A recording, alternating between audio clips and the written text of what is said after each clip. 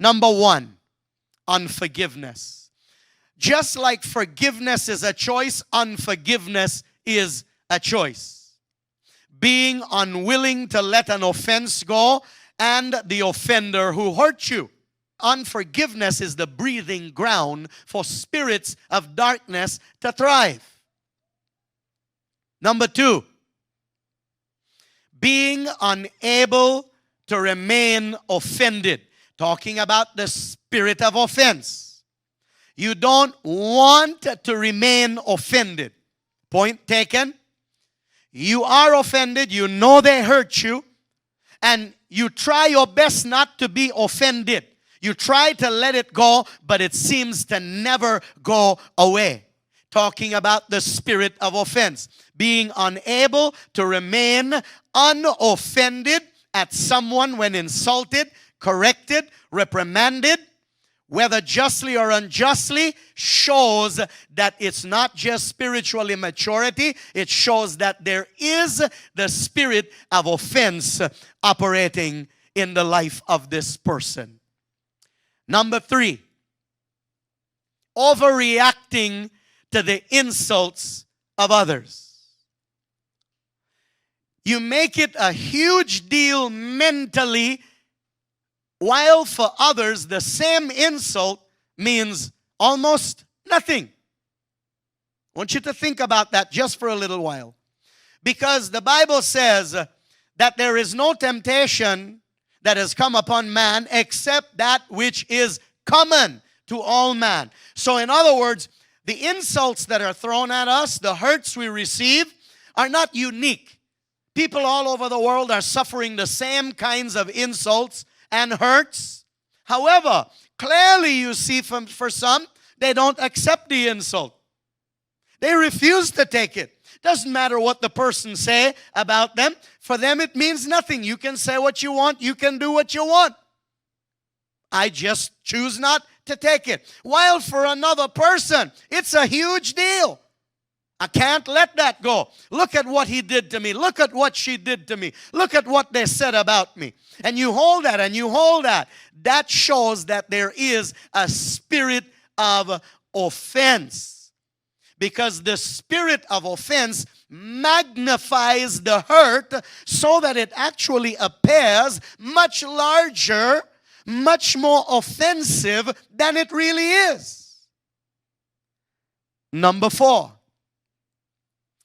you can't forget the hurt that was done to you. You have a very good negative memory, but not a good positive memory. In other words, you can hardly remember the good stuff people did for you, but at the drop of a hat, you can remember every negative thing.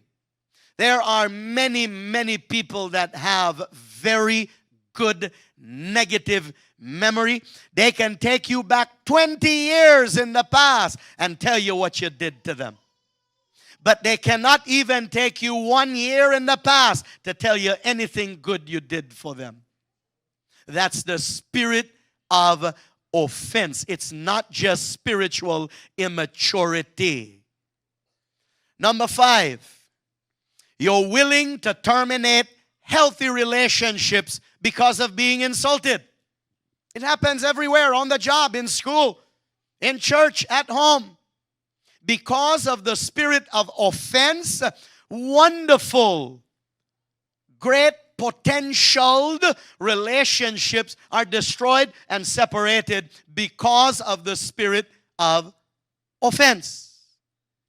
Willing to terminate unhealthy relationships because of being insulted. Number six, criticizing others while seeing self as great. Well, let me take out the word great from there. Maybe just good.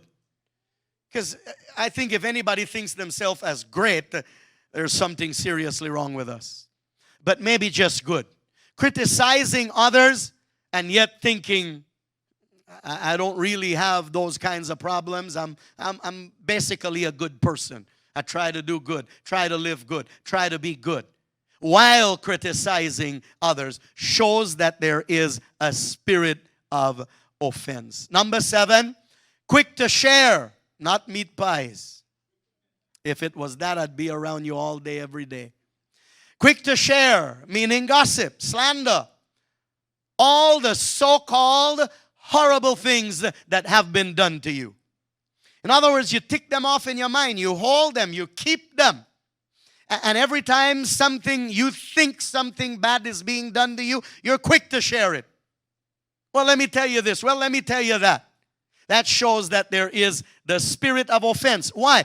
The Bible says love covers over sins. It doesn't say it exposes sins. It covers sins. Number 8. Always feeling like someone owes you an apology before you can move on. When this person says sorry, then we can be friends again. If they don't say sorry, sorry. This is the spirit of offense. An apology is not required. You can move on with your life without that. It's the spirit of offense that makes us feel like people owe us an apology if we're going to move on. Number 9, assuming the worst possible motives from the ones who supposedly hurt you. I know why he did this. I know why she did that. Because of this, because I know him good, I know her good. I can tell you exactly why he did that, why she did that. The spirit of offense is the one that dictates that to your mind. No one knows the motive of a heart but God. None. And that's why the Bible says, judge not that you may not be judged. Why? Because none of us knows the motive of a heart. So assuming the worst possible motives. And finally, number 10, rigidness, meaning inflexibility. Blessed are those who are flexible, for they shall not break. If you can't be flexible, you'll break. Rigidness is like a 2x4. You take a piece of rubber, you can bend it, but a piece of 2x4 cannot be bent, at least not with human strength. Rigidness, inflexibility in relationships, in thoughts, in action, not willing to compromise your perspective or decisions. That's the spirit of offense. I'll do it the way I want to do it. I'll do how I want to do it. It's my choice. It's my decision. I am not going to have anybody change that. That's called rigidness. And this happens in the home. It happens on the job. Happens at school. Happens in church. It happens everywhere. Why? The spirit of offense is all over the world. It's working in the hearts of people outside of church and within the church.